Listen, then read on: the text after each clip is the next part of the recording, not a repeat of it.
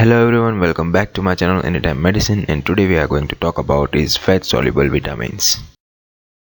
So A, D, E, K are fat soluble vitamins. They are a cluster of lipid which has hydrophobic group outside and a hydrophilic group inside. Because they have hydrophobic group outside, they can easily dissolve in fat and last longer in our body. There is one exception, which is vitamin B12, and which is water soluble vitamin that can last longer in our body, that we are going to talk about in water soluble vitamin video. Fat soluble vitamin travel in blood via albumin. So in liver dysfunction there will be lacking of albumin, so it lead to vitamin deficiency. Albumin need for vitamin to transport from gut to the liver. If we don't have enough albumin, we cannot transport the vitamin. Absorption depend on ileum and pancreas. Pancreas release some protease to break down vitamins, and that will absorb by the ileum. Like I said, absorption occurs from ileum, and from which they absorb by enterocytes and packaged into little chylomicrons. They secreted into lymph and carried to the liver as chylomicron remnants. Toxicity is more common in fat soluble vitamins than the water soluble vitamins, because fat soluble vitamins accumulate in fat, and that's why they can last longer in our body.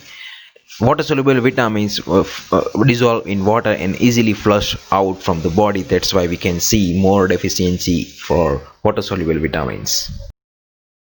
Deficiency cause certain malabsorption syndromes like cystic fibrosis and celiac disease with steatorrhea. Mineral oil intake can cause fat soluble vitamins deficiency, and it will lead to certain diseases like Crohn's disease, primary biliary cirrhosis, and primary sclerosing cholangitis. So first vitamin we are going to talk about is vitamin A, and it includes retinoids like retinol, retinol, retinoic acid, and important for mainly vision and others growth and epithelial tissue. You can see the structure of vitamin A down below. In order to get nice idea of vitamin A, we need to first understand beta carotene, which is a provitamin and which is called a carotenoid.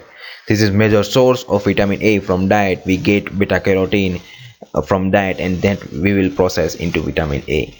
That will cleave into retinal, which has antioxidant properties similar to vitamin E and vitamin C. For vitamin E we are going to see that in further slides. Antioxidant properties like protects against free radicals and may reduce the risk of cancer and other diseases. We are going to see that in our pathology module. You can see down below that beta carotene is cleaved into retinol.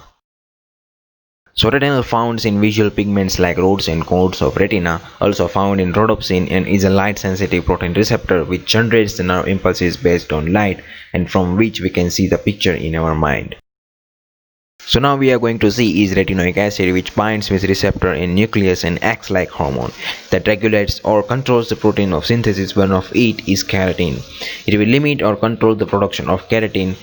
And retinoic acid used as a treatment of psoriasis, because in psoriasis we see hyperkeratinization, and if you give the patient retinoic acid, that will limit or control the production of keratin. In retinoic acid deficiency, that will lead to dry skin and also limits the production of mucus and epithelial cell. That's why vitamin A is very important for epithelial cell, especially gut.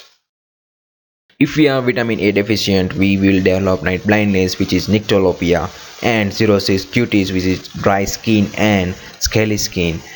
Also we can see bitter spot in corneal squamous metaplasia. Bitter spot is keratin debris and foamy appearance in conjunctiva, like you can see in the picture. We will also get corneal degeneration, which is keratomalacia. It will lead to immunosuppression and growth failure in children. Vitamin A used as therapy too in measles and skin disorder like psoriasis and acne. The first picture is for measles, second picture is for psoriasis, and the third one is acne. Other than that, it is used in acute promyelocyte leukemia, which is M3 subtype of acute myeloid leukemia. Also used in all trans retinoic acid, which is tretinoin, and it is synthetic derivative of retinoic acid, which induces malignant cells to complete differentiation and becomes non-dividing mature granulocyte or macrophages. That's how we can stop the metastasis of certain malignant cancers. So we are going to see how vitamin A is used as isotretinoin. It is used in acne. Oral contraceptive and pregnancy test is required before the treatment, because isotretinoin is highly teratogenic and it will lead to cleft palate and cardiac abnormalities in neonates, so we will need to give oral contraceptive or test for pregnancy before giving this prescription. If we consume lots of vitamin A, we will develop toxicity too. We are going to see acute toxicity like nausea, vomiting, vertigo, and blurred vision. In chronic toxicity, we are going to develop alopecia, dry skin like scaliness, hepatic toxicity and enlargement, arthralgia, and idiopathic intracranial hypertension. So now we are going to see is vitamin D, which has two forms, vitamin D2 and vitamin D3. Vitamin D2 called as ergocalciferol, and which we will get from plants, fungi and yeast. Vitamin D3 is cholecalciferol, we will get from exposure of skin to skin and also fish, milk and plants. We cannot directly use vitamin D3 in our body. We have to activate vitamin D3 in order to use that. That must be hydroxylated to become active. And first step is 25-hydroxylation, which occurs in liver, and this is constant activity that converts to 25-hydroxyl vitamin D, which is calcidiol. Step 2 is 1-hydroxylation that occurs in kidney and regulated by parathyroid hormone and converts into 1,25-dihydroxyl vitamin D, which is calcitriol, and which is active form of vitamin D3. So further we talk about inactivation. So 25-hydroxyl vitamin D is storage form, which is constantly produced in liver and make it available for kidney for activation as needed. Serum 25-hydroxyl vitamin D is the best indicator for vitamin D status in our blood. Has half long life and liver production is not regulated by it. So now we are going to see the function of vitamin D, that will increase the absorption of calcium and phosphate in intestine, and that will raise the calcium and it will lead to increases bone mineralization. That will increase the calcium and phosphate resorption in bone, and this process is demineralization of bone, which is paradoxical effect, and this occurs abnormally at high level of vitamin D, and that high level of vitamin D diseases we are going to see in further slides. So now we are going to see vitamin D and how it is related to kidney. Proximal tubule converts vitamin D to active form, and these occur independently in sarcoidosis, and we are going to see hypercalcemia in sarcoidosis. 25-hydroxyl vitamin D converting into 1,25-dihydroxyl vitamin D, and with the help of 1-alpha hydroxylase and parathyroid hormone. In sarcoidosis, this activity is independent. You can say that there is lots of activation of vitamin D. Because of the lots of activation of vitamin D, there is high amount of vitamin D, and which will lead to increased absorption of calcium in intestine, and that's why we are going to see hypercalcemia in sarcoidosis patient. So if we get deficient of vitamin D, we will develop hypophosphatemia and hypocalcemia from poor GI absorption of calcium and phosphate in intestine. We will see tetany and seizures in hypocalcemia. Also we are going to see in adults osteomalacia, and in children rickets from poor mineralization, that we are going to see in next slides. Osteomalacia seen in children and adults and occurs in area there is more bone turnover, like remodeling of bone, where you can find lots of osteoblasts and osteoclasts.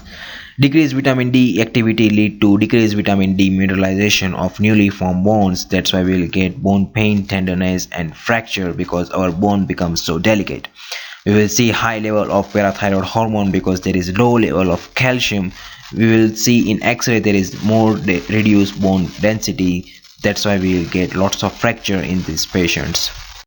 Rickets occur only in children, where you can see deficient mineralization of growth plate where you can find chondrocyte hypertrophy or proliferation, and you can see vascular invasion. Because of decreased vitamin D, growth plate thickens without mineralization. In clinical features of rickets, you can find bone pain, and in rickets, distal forearm and knee are most affected. You can find delayed closure of fontanelles and bowing of femur and tibia, which is a classic X-ray finding in rickets. You can see in a picture that femur and tibia are bowing. Now we are going to see vitamin D and how it is related to renal failure. In sick kidneys, like in renal failure, we are going to see high phosphate level and low calcium level in plasma, and that will lead to high amount of parathyroid hormone. We are going to see the decreased amount of calcitriol, which is active form of vitamin D, and that will lead to decreased absorption of calcium from the gut, and that will lead to high parathyroid hormone. We are going to see hypervitaminosis D. If we consume lots of vitamin D supplement, there will be development of hypercalcemia and hypercalciuria. That's why we are going to see kidney stones and confusions.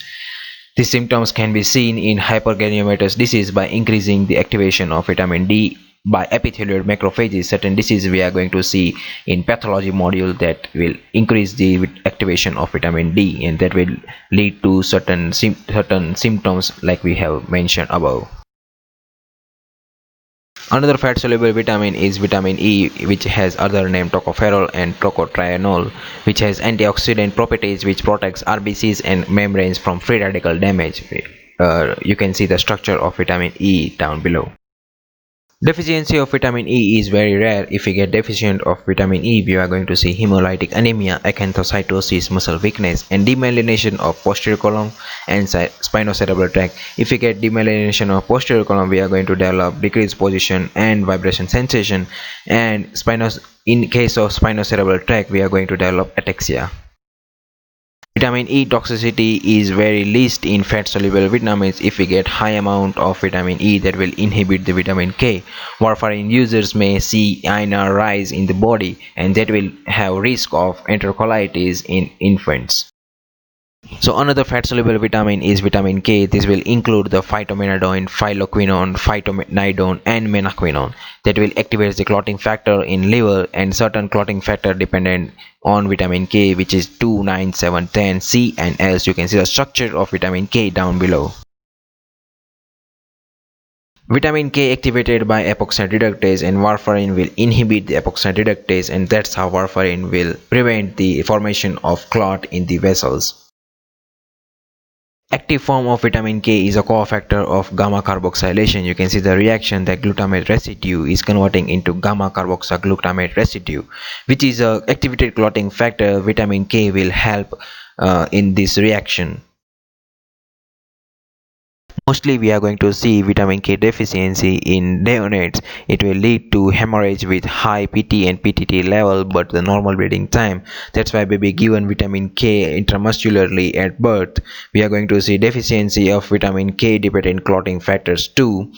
We are going to see dietary deficiency in prolonged use of broad spectrum antibiotics. GI bacteria produce sufficient quantities of vitamin K. If we give them broad spectrum antibiotics, that will kill the bacteria, and that's how we will develop the vitamin K deficiency. And that concludes our video on fat soluble vitamins. Thank you for watching. Don't forget to subscribe and share it to your friends.